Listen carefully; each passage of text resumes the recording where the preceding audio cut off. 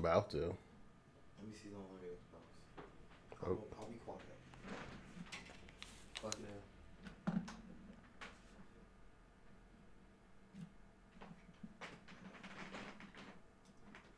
You're gonna change the green screen? I can't figure it out, but Have we not been over this? hold on. Did you not used to have a different screen? All right, guys, I think we are live. Let me just check the sound real quick. All right. Yeah, all right, guys, we are live. What's going on, guys? It's Crater here. Welcome to the debut of the World Wrestling Podcast. This was a very interesting Raw. I can definitely say that. It was the first Raw where it actually ended at exactly 11 o'clock, so that's why we're actually here early. Usually it wouldn't end until actually right now. It's 11:05. Usually wouldn't end until there. So it was a very interesting Raw. I got my notes up right here, and we're about to go over everything that happened. This was the final Raw before Survivor Series, which takes place this Sunday. And a lot of stuff has happened. Let's go over the show. First things first. The opening contest of the show was supposed to be a battle royale to determine the team captains for the tag team match, which ended up being a kickoff show. I'll give you my thoughts on that when we go into the show later on, because this is not the first or last time you see this match. The match never really started because Braun Strowman came out and he just annihilated the entire Raw tag team division. Now, with that being said, the thing with WWE is that they have a problem with prioritizing things. Like, I get that you have to get Braun Strowman over. He is pretty much now, since Roman Reigns is gone for said amount of time, Braun Strowman is your guy, so you have to have the focus on him. But do you have to do it at the expense of an entire division? I mean, for months now, the Raw Tag Team Division, people consider the Raw Tag Team Division as jokes. And this right here in the very opening, the opening segment of Monday Night Raw, you just have Strowman come out and just annihilate every single member on there. It's just, it doesn't help. It just doesn't help the agenda of the Raw Tag Team Division. It looks like jokes and makes the SmackDown brand superior. I mean, let's just go over the Raw Tag Team Division. You have the Authors of Pain, who are current Raw Tag Team Champions. You have the Revival. You have the B Team. You have the Ascension. You have Byron and Chad Gable. You have the Lucha House Party, which I also believe are still on 205 Live, but that's another story for another time. You also have Heath Slater and Rhino. And I think that's every single team, because Titus Worldwide is not a thing. That's your Raw Tag Division. Let's look at the SmackDown Tag Team Division for a second. You got the Usos, the New Day, Sanity, Gals Anderson, the Colognes. I say the Colognes. They never appear. But the Colognes are also a part of there, and I feel like I am missing one team. Gal Sanders. Regardless, if you compare the two tag teams, I mean, you have a pretty even amount of, like, realistic teams on there. You just don't know how to book them correctly. And just the opening segment for you guys just to pretty much bury the Raw Tag Team Division didn't help matters. I mean, yes, you got to get Braun Strowman over, but there's just other ways. You could have just had Braun Strowman come out in this show and just say nothing else is happening until Baron Corbin came out. You could have went about your way right there. The crowd reaction would have been the exact same. So why do that at the expense of the Raw Tag Team Division? Just makes no sense to me. But that's just me. Braun Strowman then came out and said, as I was pretty much alluding to, that none of the show will not progress until he sees Baron Corbin. He wants him out here because he wants Baron Corbin to get these hands. Instead, Stephanie McMahon, which you haven't seen on Raw since, I believe, correct me if I'm wrong, SummerSlam? We haven't seen Stephanie McMahon since, like, SummerSlam, I believe. Or the day after SummerSlam, I think. We haven't seen Stephanie McMahon. I could be wrong. She could have. I vaguely remember her appearing, like, around Super Showdown time, but that's just me. I vaguely remember that. But besides that, she came out and says that he cannot do that. He has to put all that frustration to the team. She knows with Braun Strowman's help that Raw team can win. Braun Strowman doesn't care about that. All he cares about is Baron Corbin. Stephanie McMahon eventually says, out of fear, that, okay, tell you what, you get what I want, and then I'll give you whatever you want. So basically, Braun Strowman wins, or the Raw. I'm assuming she was just really referred to just the whole men's Survivor Series team when a Raw general wins. If you win, then she'll give you whatever she'll give Braun Strowman whatever the hell she wants. And Braun Strowman said he wants two things. He wants his Universal title shot against Brock Lesnar. She said it's done. He also wants a match with Baron Corbin, which she also said is done. Now, remember, this is only if Braun Strowman and the Men's Survivor Series team win. Now, let's talk about that for a second. Based on how things are going, there are only a couple pay-per-views left before WrestleMania besides Survivor Series. You have TLC, Royal Rumble, I believe the Elimination Chamber. If they haven't switched it out with Fastlane, who knows? And then you got WrestleMania. Now, based on Brock Lesnar's schedule, he's probably not going to appear again after Survivor Series until probably after Royal Rumble. So, with that being said, more than likely, Baron Corbin will be facing Braun Strowman at TLC. There's already actually local advertisements on that for the TLC show. So, that was kind of obvious. They pretty much just confirmed it for the Royal Rumble. I am assuming Braun Strowman will get his rematch against Brock Lesnar, which basically means I don't think we're getting the Brock Lesnar versus... the only way possible we can see Brock Lesnar versus Braun Strowman is if Braun actually beats Brock and then Brock wants a rematch probably at WrestleMania, which wouldn't make any sense because wouldn't you rather have Braun Strowman win at WrestleMania be a big deal if that's gonna be your next guy to lead the company since Roman Reigns is going? The only thing I could think of what they do is Brock retains, just Braun was the Elimination Chamber, they do it a third time, I guess, but then what's the point of having it to Royal Rumble? Regardless, who knows? But there's that. But then Ronda Rousey then came out and told Stephanie that she doesn't need to be motivated because she's already motivated. All she wants to do is beat up Becky Lynch.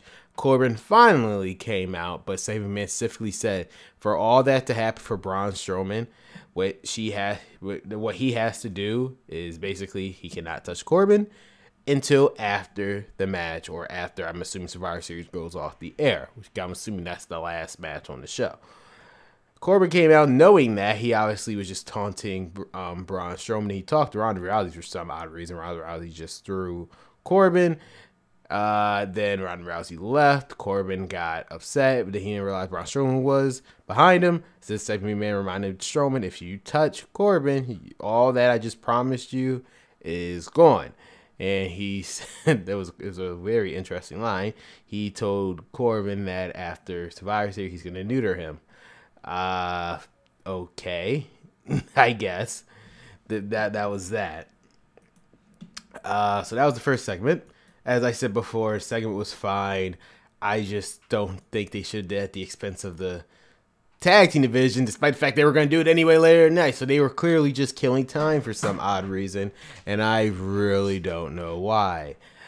Then you had the next matchup, which was Tamina. She took on Ember Moon. Now, last week, you guys remembered, Nia Jax turned heel after Tamina attacked Ember Moon, and then she actually helped Tamina afterwards, attacking Ember Moon as well, just making her heel. So, I guess hopefully Ember Moon could get some revenge.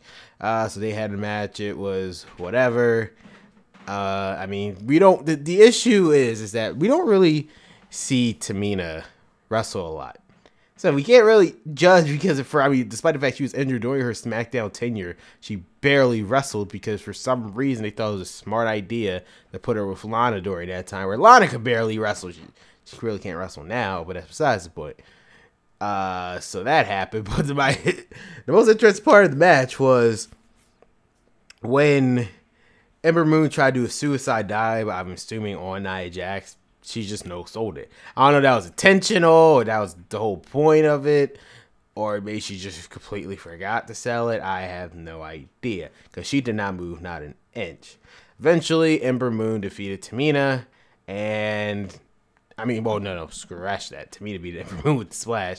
It was a terrible splash, by the way. It's like she didn't even jump. Usually, she jumps a lot higher than what she does. It was a terrible splash, though. But that was that. And yeah, I guess it's a tag team with Nia and Tamina. They have the women again. They're obviously alluding to women's tag team titles. I guess I should talk about that for a second. They've obviously been alluding to women's tag team titles for a while now. They're having all these teams just come together. Like again, Naomi and Asuka. Where the hell did that come from? But that's besides the point. Um, the issue, as I've been saying, the women's tag team titles is a fine idea. The issue is if you were to introduce the women's tag team titles, in my personal opinion, you are already putting yourself in this situation. The reason why? Because you guys have a brand split. Now, here's the issue. If you were to introduce the women's tag team titles, if it's only one set, they would have to rotate between Raw and SmackDown. That's essentially ending the brand split for the women, at least. So the brand split is pointless because you got tag team titles. Like, how would that even work realistically? Let's just give you a scenario. Let's just pretend like the Iconics win the inaugural whatever match to win their tag team titles. How are the women on Raw even supposed to compete for the titles? They're not on the brand. What, they just trade off once a month.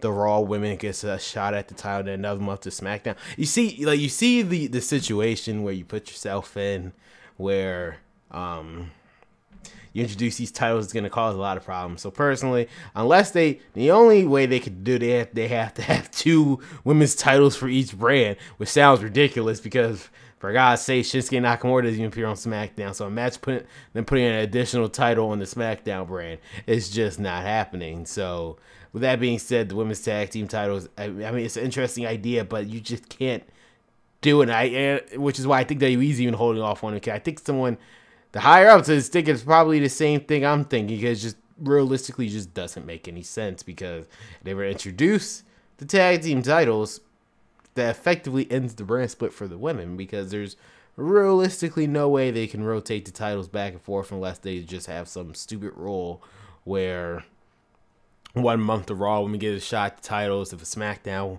team is whole, it's just you're causing yourself a headache even doing that. But that's just personally my opinion. Then you have probably my most favorite segment of the night, which was the Seth and Dean promo.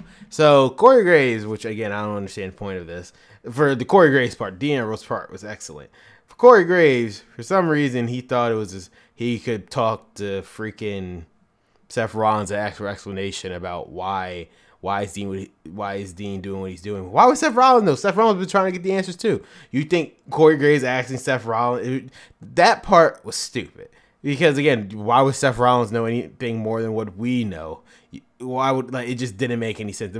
The whole thing, which I'm gonna get to after my point on this segment, is Renee Young, but I'll get to her in a second. Realistically, shouldn't Renee Young be in the ring asking Seth Rollins this stuff? But regardless, Seth Rollins says he's done trying to play games. He just says Dean Ambrose is a coward. Dean Ambrose appears on the screen next with a car, and then next to this mysterious fire thing, which will obviously come into play in a couple minutes. Dean Ambrose told Rollins, I guess this was his explanation. He never really said this was the reason why he did it, but the explanation, because he kind of just alluded to all the things Seth Rollins been doing for the past couple months, or just years in general. When he originally betrayed the Shield, he was like, hey, remember when you stabbed me in the back? The one thing they missed on, which I don't understand, it's so crazy, because if you guys remember, do you guys remember how they wrote off Dean Ambrose? Maybe I'm the only one remembering this, but I know I'm not crazy. Do you not remember how they wrote off Dean Ambrose off of TV when he got injured? What happened was, during the match, I think it was between the Bar. It was the Bar, Samoa Joe taking on Jason Jordan, Seth Rollins, and Dean Ambrose. If I'm not mistaken, it could have been Finn Balor. Who knows? It might have been Finn Balor. Finn Balor's always just in the random spots. It very well could have been. But during the match, Seth Rollins hit a suicide dive on everybody outside the ring and accidentally hit Dean Ambrose, with it causing him to get an arm injury. That was obviously to come to play so they can finally write him off of TV.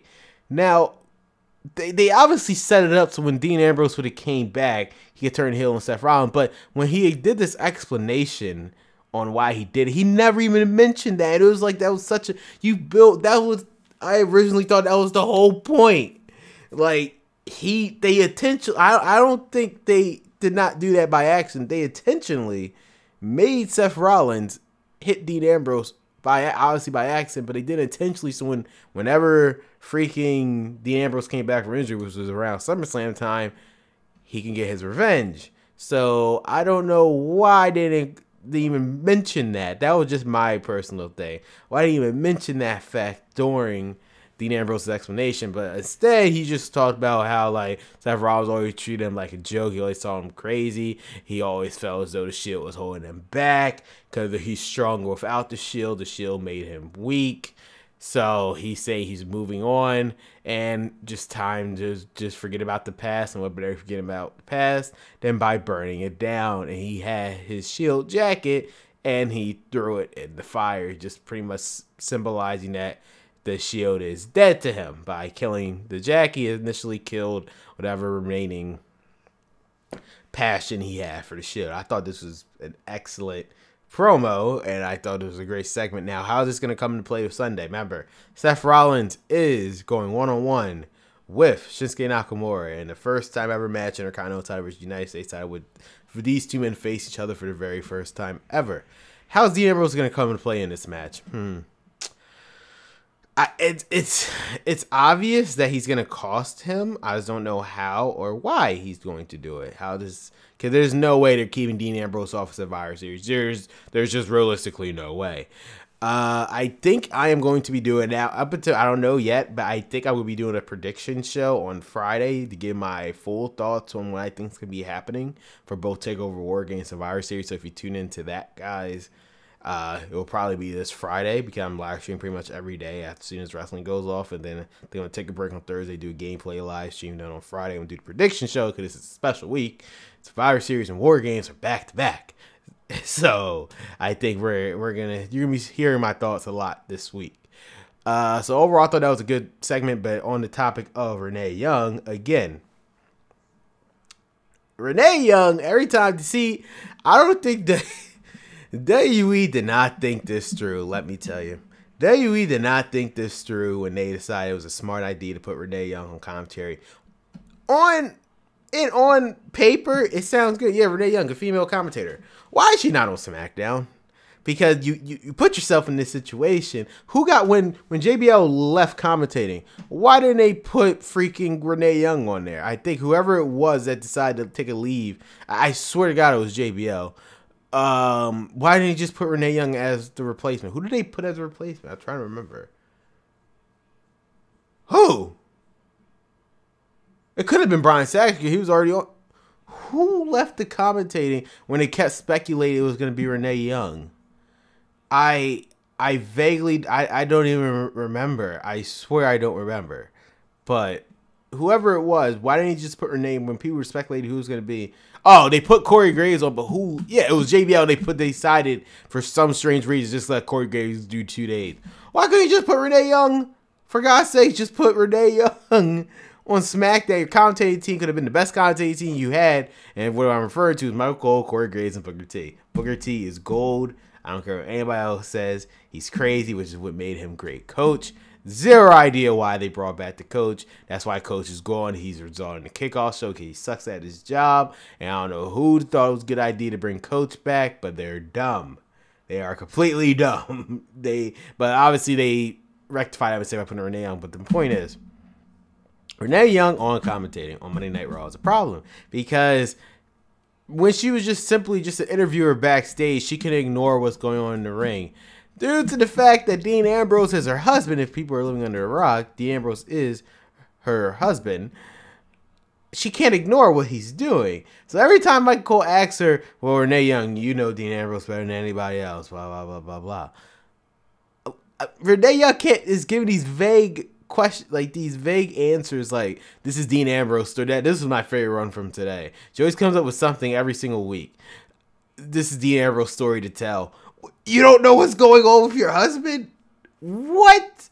Like, maybe that's just me, but it's just weird how, like, your husband out there doing all this stuff. Whether you agree with it or not, you just have zero opinion. Because the one I think it's obvious.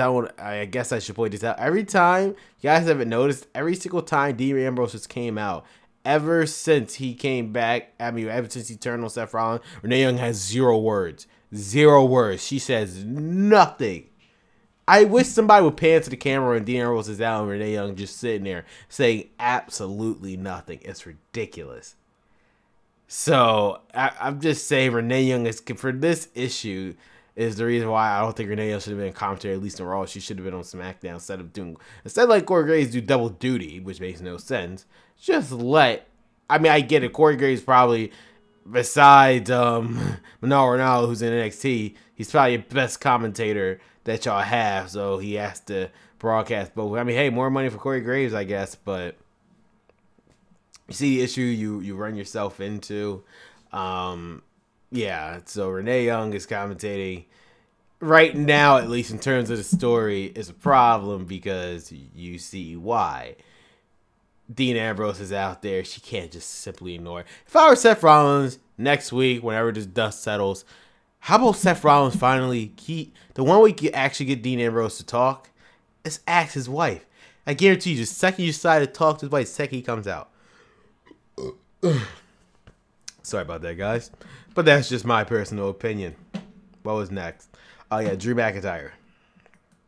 So, you guys remember last week, Kurt Angle lost to Drew McIntyre. It was a something match. I don't know what to say. Cause I don't know. They decided to do what they did with Kurt Angle on purpose. It obviously leads to a bigger story because Kurt Angle didn't even appear at all on Monday Night Raw this week. It was just Drew McIntyre and Dolph Ziggler, and he was basically saying this is his show now. He runs things. He basically destroyed Kurt Angle, and he was disgraced at the fact that Kurt Angle was crying after you're not going to swear it was during the match, but he said it was after the match. He started crying, and he never felt so disrespected in life when he started to cry and whatever. Out came Finn Balor. Finn Balor said he should have never did that to Drew. I mean, Drew should have never did it to Kurt. He could have just beat him. He didn't have to mutilate him. Drew McIntyre said it was just pretty much a reality check. Nothing in this. He said some type of quote. I don't remember what he said. But Finn Balor obviously wanted to face Drew McIntyre. McIntyre said he's not on his level, but instead going to face the one that is considered the best in the world, Dolph Ziggler. So he's going to face him. And he said if you beat him, maybe he will come down to your level and he'll face him eventually. Now, let's talk about something that WWE tends to do. For some strange, odd reason, they put out promotional material on things that they should it's probably out of their control. I don't think it's like Vince is doing this. It's obviously he has a person who runs Twitter, because this is getting to my point in a second, who does their thing. He only gets certain thing of what to post, what not to post. Because around 5 or 6, it was like around 6 o'clock when I was on my computer. This is like 2 hours before Raw, or over here on the East Coast. 2 hours before Raw, I see an ad and they're advertising Survivor Series. I was like, oh, okay, yeah, champion versus champion. And then I see the men's Survivor Series match. And then I see that, guess what?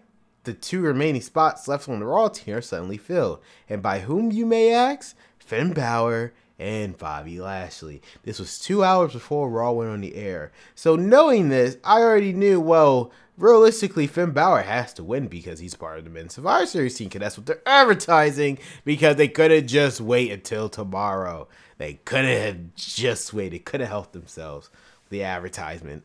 I mean, and exactly what happened. Finn Balor won, and then backstage, Stephanie McMahon said, Finn Balor, you are part of the Raw Survivor Series team. And Drew McIntyre and Dolph Ziggler were not happy about that, and then Stephanie McMahon said, you two could all of you guys could tear each other apart after the match. So, I mean, Stephanie McMahon is really gun-ho on the fact that she just does not want to lose to Shane, which, I mean, okay, I guess. Okay.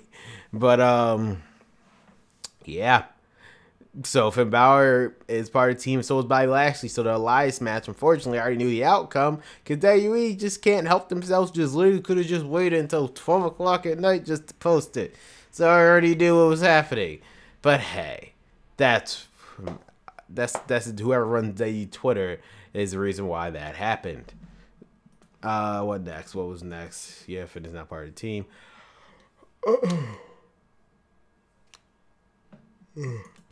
Sorry about that, guys. It's 11 o'clock after all. Then you had Ronda Rousey. She cut a promo backstage. Now, I had zero idea what the hell this Ronda Rousey promo was. Zero idea. I'm not going to lie. I ain't sit on Twitter. I have no words what she was saying. I have zero idea what she was saying. The only thing I got was that she was just not worried about her arm.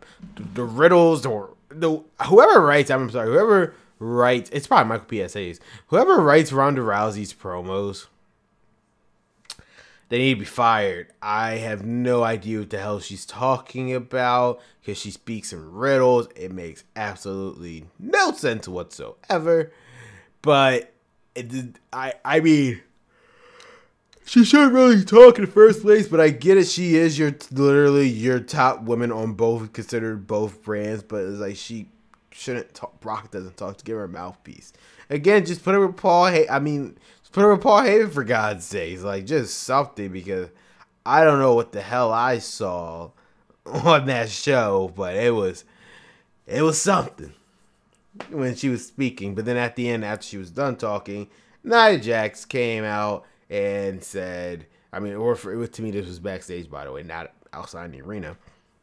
She said she's looking forward to her beating Becky, and then she pointed out her title because you guys forgot, because sometimes you would forget, Davey forgets himself. Nia Jax is actually the #1 contender for the Raw Women's title. I'm assuming it'll be at TLC. I'm not saying that's true. I know nothing, but I would have to assume it's going to be at TLC. The reason why I know what you call is going to take place because people like put out local advertisements for some reason. Then you had the Riot Squad out before. Originally, Riot was supposed to have a match with Natalya. That never happened because before the match even started, Ruby Riot came out and explained her actions last week. You guys forgot. Last week, Ruby Riot, she broke Natalya's father's glasses. Now, people say that was going too far or whatever. I'm not saying it went too far. I'm just saying they could have waited a little longer. I mean, Neidhart died like not even, what month is this? Not even less than 3 months ago. But hey, they like to hit the iron while it's hot.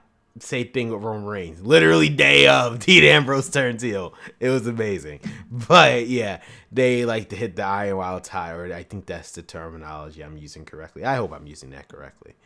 But Ruby Riott came out, said, hey, I loved every moment how she did the whole sympathy. She felt bad, but then she was like, nah, I'm not mad. That I actually enjoyed everything that I did and whatnot. Natalya's music played. Both Liz Morgan and Sarah Lowe went outside to wait for her on the ramp, but instead Natalya attacked from behind, getting up her hand. Yeah. Up until the main event, I consider Sasha and Bayley heels. Kind of like, where the hell are you guys? I get now. I mean, after showing off the air, now I know why freaking Sasha and Bayley was not out there with Natalya. But just ignoring that fact, why the hell was Sasha and Bayley out there with Natalya helping her? Because she got annihilated by the Riot Squad, and then they hit the heart attack, the worst heart attack I ever saw in my life. And they hit it on Natalya. I don't know who's false to blame for that one. I don't want to put blame, but that was just the worst heart attack I ever seen in my life. So there was that. Ruby Riott is now gaining heat. At least they're pushing. The one thing I would say, at least they're pushing Ruby Riott. She deserves it. She's like a veteran. Like, she's been here for years. Not in WWE, but just wrestling in general. So at least she's getting the proper respect on Raw. But that's just me. What else? Oh yeah. So again, remember when I said this was not the last time we were gonna see the Raw tag team division, because they were just going to do it again later. And again, I don't. So if they knew they were going to do it later anyway, what was the point of burying them in the beginning of the show? Braun Strowman, a face, mind you. I just want to tell you, they are faces. Braun Strowman is a face. He's a face. He attacked the entirety of the Raw tag team division. That's not a face move. If y'all knew that he was going to do it, if y'all knew he was going, they knew they were going to. I'm not getting speaker. It just sounds so ridiculous. If they knew they were going to do the tag team battle royal in the middle of the show, Why couldn't they just save it there? You can now just bury your whole division. So I don't think really anybody cared. So the teams in the Battle Royal were I'm about to say Benjamin Gable. Gable and Bobby Roode, the Ascension, Heath Slater and Rhino, the Revival. Basically all the teams. I think later on the team. It was a house party which I don't think they're part of the 205 Live roster because they got something to do with TJP and Mike Kanellis, but that's another story for another time. And there was one more team. The B team. Yes, the B team. So basically all the eliminations happened. Oh, and the Ascension. How can I forget about this shit? They were the last eliminated team. It's so sad. Ascension is my favorite tag team. They always just get freaking buried every single time. Never forget Elimination Chamber 2016. The day the Ascension got freaking screwed. They were literally the last team left in that turmoil match. And they got effed by Jason Jordan and Chad Gable. I will never forget that day. The biggest travesty in WWE history. The Ascension should have won the Smackdown tag team titles. But that's just personally my opinion. It was just weird because 3 weeks later they just gave it to the Usos anyway. So they were planning on dropping it. What was the point? But regardless, Benjamin, at the end of the day, I keep saying Benjamin. It's always Benjamin and Gable. It's probably because they're tag team on my Universal mode, which you probably should watch, by the way. Bobby Roode and Chad Gable won the match, so they're officially team captains. Not like it matters because, guys, you are not going to believe this.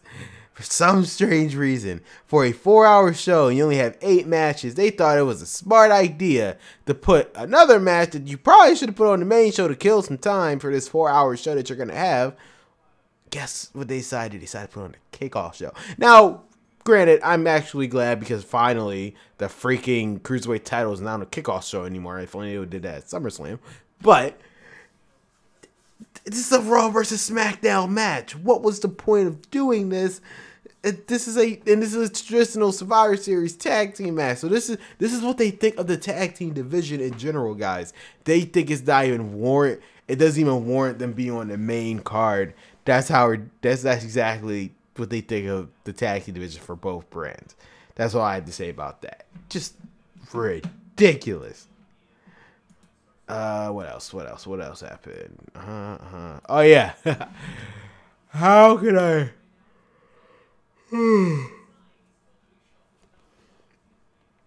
This was the second best segment of the show. Brock Lesnar. Oh my God. Why doesn't Brock Lesnar freaking talk more often?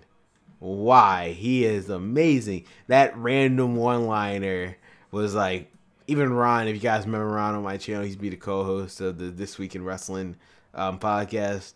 And he even said, wow, like just wow. So obviously Paul Heyman, there's not much to say. It's a typical Paul Heyman promo, cutting a promo on whatever Brock Lesnar's doing. In this case, of this time of the year, it's Survivor Series, so he's facing WWE champion, which just so happened to be AJ Styles, which just so happened to be the same match as last year. Obviously, this was not the match they had in mind. The obvious match was going to be Roman Reigns versus AJ Styles, but we all know what happened there. Paul Heyman cut a promo.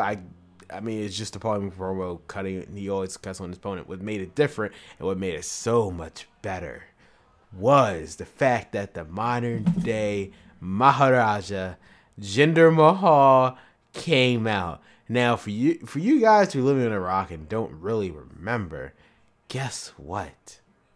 Freaking Jinder Mahal and Brock Lesnar was originally supposed to happen last year. I'm not saying, oh, they said it was going to happen, they knew it wasn't going to happen. No. They actually, up until the week that AJ won the title, they had every attention on making Jinder Mahal versus Brock Lesnar happen.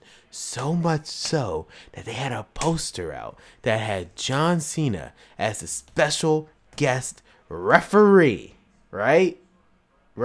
And so much so that same week that was supposed to be AJ Styles versus Rusev for a winner gets the spot at the Survivor Series team, they changed it because for some change, whatever happened, I need a documentary on that week. Like, what happened? What happened during that week they decided, you know what, F all of that, AJ, you're fighting Brock. I need to know. But finally, for the first time ever, the modern day Maharaja, Jinder Mahal, and Brock Lesnar finally came face to face. It was as amazing as it sounds. That's all I'm going to say. And you obviously expect what happened, Brock Lesnar annihilated Jinder Mahal and the Singh brother. And I mean when I say annihilate, I don't mean annihilate. I mean he actually killed one of the Singh brothers. Did you see that German suplex that he did on? I don't even remember which one. I think it's Samir or Sunil, whichever one. It doesn't really matter because the other one's dead. When he did that German suplex, it was ridiculous. How the hell? I don't even think how the hell that other guy was able to move is beyond me. So that's Brock Lesnar. He's obviously facing AJ Styles at Survivor Series. What else happened? Oh, yeah. So like I said, remember when I said they accidentally leaked what happened with the men's Survivor Series team? So Bobby Lashley was the other person, and this is what happened. Bobby Lashley, well, Leo Rush came out, did his thing, promo. People consider Leo Rush annoying. I don't personally consider annoying because my brother, he always said that he's annoying. But he doesn't watch 205 Live. That's exactly how he acts on 205 Live. So I'm kind of used to it anyway. So it doesn't really matter. So, Elias came out. Elias did a funny segment saying, like, yeah, Child Protective Services. There's a kid, Bobby Lashley has him. It was actually a funny segment. They had a match. The winner would be the last remaining spot on Survivor Series. Obviously, I already knew going into this. Well, Bobby Lashley has to win, clearly, because, sorry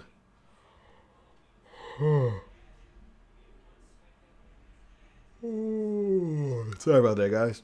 Well, obviously, Bobby Lashley's going to win. But I'm glad what they did. I preferred this finish because it didn't bury Elias, who just turned face. And I don't think they have any room to bury people that they actually need to deliver.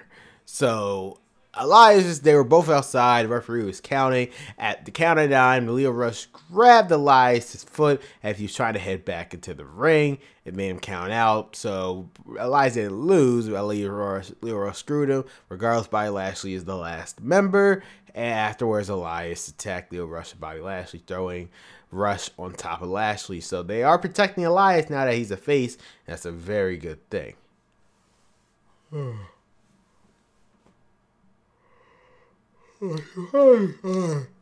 Probably buy some coffee while I'm doing this podcast. I won't be tired.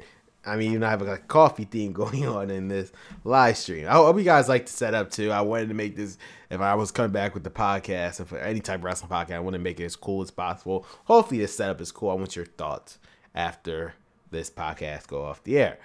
You had Alexa Bliss, which I'm actually shocked this was the main segment because around this time, it was like around 10:30. I was like, there is no way in hell Alexa Bliss is going to be main eventing for a half an hour just talking. We wouldn't do that. I mean, they would, but they wouldn't do it on this night of all nights. So Alexa Bliss came out because she was going to reveal her Survivor Series team. Now, first person was Natalya. However, she told her to go home because of the whole Rhea Ripley situation. So Natalya is a part of the Survivor Series team. Can't see my hand. Natalya is part of the Survivor Series team. Then you got Mickie James, her best friend, Nia Jax, Tamina, and the fifth person was originally supposed to be a match between Sasha Banks and Bayley. I'm not going to lie, I didn't even see the match because I was too busy making sure this was set up correctly before I went live. But apparently, they got attacked, correct me if I'm wrong, they got attacked by Nia Jax and Tamina. So the match ended in a no contest. And Alexa Bliss said, well, it never mattered anyway because the fifth member is actually Rhea Ripley. So again, Mike Colt said the same exact thing I said. What was the point of the freaking match if, what you call it, it didn't matter? But obviously, this led into something a little bit more different. Because guess who was backstage? Becky Lynch. Guess who got an arm around Rousey? Becky Lynch. The security of Monday Night Raw is absolutely incredible. 2 years in a row. Two years in a row, SmackDown somehow managed to invade Monday Night Raw, and security is just to work. They should just fire the security. Don't blame Baron Corbin, Stephanie. It's just goddamn security. They're not doing their jobs. God, how the hell they let the... She was wearing a SmackDown Live shirt, for God's sakes. A SmackDown Live shirt. Ridiculous. So Becky Lynch is submitting Ronda Rousey. Becky Lynch comes out. I mean, it was crazy at first because it was 7 women in the ring and Becky Lynch by herself. Obviously, the rest of the the SmackDown Live roster came out and attacked the Raw women. Even Charlotte. And the worst part was Charlotte was teamed up with Becky Lynch. What the hell is going on? And unfortunately, as I said on Twitter, I'm just going to say right now, Becky Lynch, I love Becky Lynch. She is my favorite female superstar besides Nikki Cross. Unfortunately, I came to the realization she's going to lose to Ronda Rousey with the sole fact that they didn't want to now made all the sense why they gave Becky Lynch the title. They didn't just do it because the fan asked for it or because she was getting over. No, they realized Survivor Series was coming up and they didn't want Charlotte to lose to Ronda Rousey. Somebody has to do the job to Ronda Rousey, and that person is obviously going to be Becky Lynch.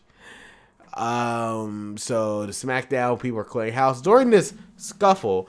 I don't know what the hell happened. I'm trying to find a video of what actually happened. For some strange reason, Becky Lynch got busted up. And I mean her nose broken, busted up. That was ridiculous. Let me read this article for a second. I'm trying to figure out who did it.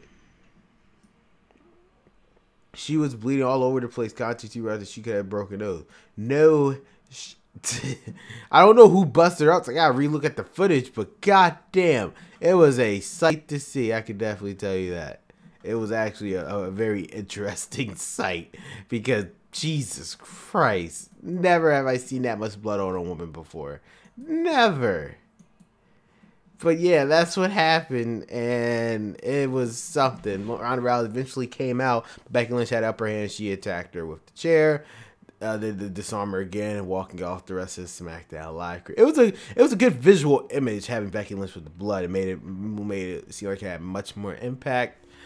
And that was Raw, because Raw had to go off at exactly 11 because that's their new rule now. I don't know who actually implemented that rule, but that's their new rule now, and they went off exactly at 11. So it was something.